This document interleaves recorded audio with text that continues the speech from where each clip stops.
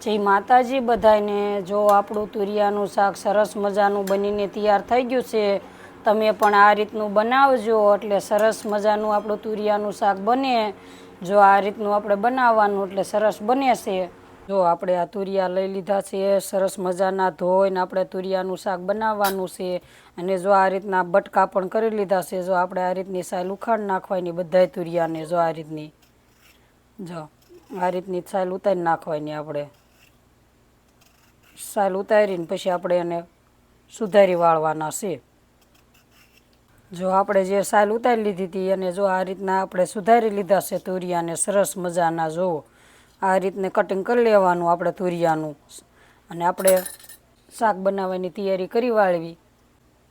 જો આપણે તેલ મૂકી દીધું છે, તેલ આપણું મૂકી દીધું છે, તેલ આપણે આવવા દેવાનું છે। તેલ આપણું આવે પછી આપણે વઘાર કરવાનો છે। જો આપણે તેલ આવી ગયું છે, આપણે નાખી દીધી રાઈ, આ છે જીરું, આ છે વઘાણી, આ છે આપણે હળદર। જો આપણે આ રીતનો વઘાર કરી વાળવાનો છે। જો આ રીતનો સરસ મજાનું જો આ રીતનું તેલમાં પછી મિક્સ કરી વાળવાના આપણા તુરિયા। આપણે તેલમાં જ આ તુરિયા સડવા દેવાના છે સરસ મજાના। આપણે આમ કોરું મોરું થાય ને એ રીતનું શાક બનાવવાનું છે। આપણે તેલમાં તે સ્વાદ પ્રમાણે મીઠું। હવે આપણે એને ઘડીક ઢાંકી દેવાના છે એટલે સરસ મજાના આપણા તુરિયા સડી જાય। આપણે જોઈ આપણું શાક કેવું સરસ સડી ગયું છે તેલમાં। સરસ મજાનું જો આ ગળી ગયું છે હોતન આપણા તુરિયા।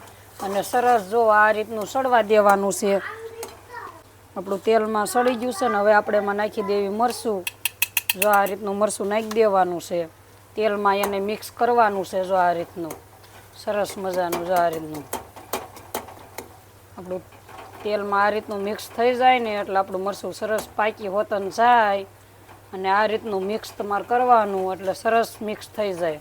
જો આ રીતનું મિક્સ કરવાનું સરસ મજાનું આપણું મરચું પણ પાકી જાય। જો જ્યાં આ રીતની ગળ્યું હોય ને મરચાંની બધી ભાંગી નાખવાની આપણે। જો આ રીતની આમ ગળ્યું ભાંગીને આ રીતનું મિક્સ કરી વાળવાનું। જો થઈ ગયું ને સરસ મજાનું મિક્સ થઈ ગયું આપણું મરચું।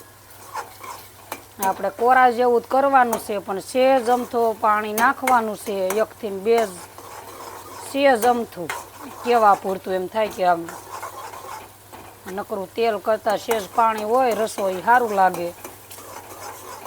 જો આપણે પાણી નાખી દેવી બસ। જો આટલું જ નાખવાનું, ઝાઝું પાણી નહીં નાખવાનું। જો આમ રસાવાળું અને આમ કોરું હોતન થઈ જાય છે। હમણાં થોડોક રસો ઉકળી જાય ને હવે આપણે રસો ઉકળવા દેવાનો છે।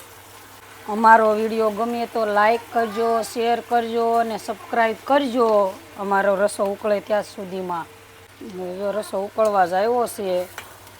જો આ રીતનો રસો ઉકળવા દેવાનો છે। સરસ આપણે તુરિયાનું શાક બને અને ખાવાનું પણ ટેસ્ટી લાગે આપણે તુરિયાનું શાક। જો એટલે રસો છે બાળી દેવાનો એટલે સરસ કોરું મોરું જેવું હોય ને એવું થઈ જાય આપણે। સરસ મજાનો જો આપણે રસો ઉકળી ગયો છે અને જો આ રીતનું શાક બનાવવાનું જો કેવું સરસ બન્યું છે। હવે આપણે એમાં નાખી દેવી ધાણા જીરું। આ છે આપણું ધાણા જીરું। આપણે ગેસ હવે બંધ કરી દેવી। અને આ છે આપણી કોથમરી। આપણે આ કોથમરી હોત નાખી દીધી છે। આપણું શાક બનીને તૈયાર થઈ ગયું છે। તમે જોઈ શકો છો કેવું સરસ બન્યું છે આપણું શાક।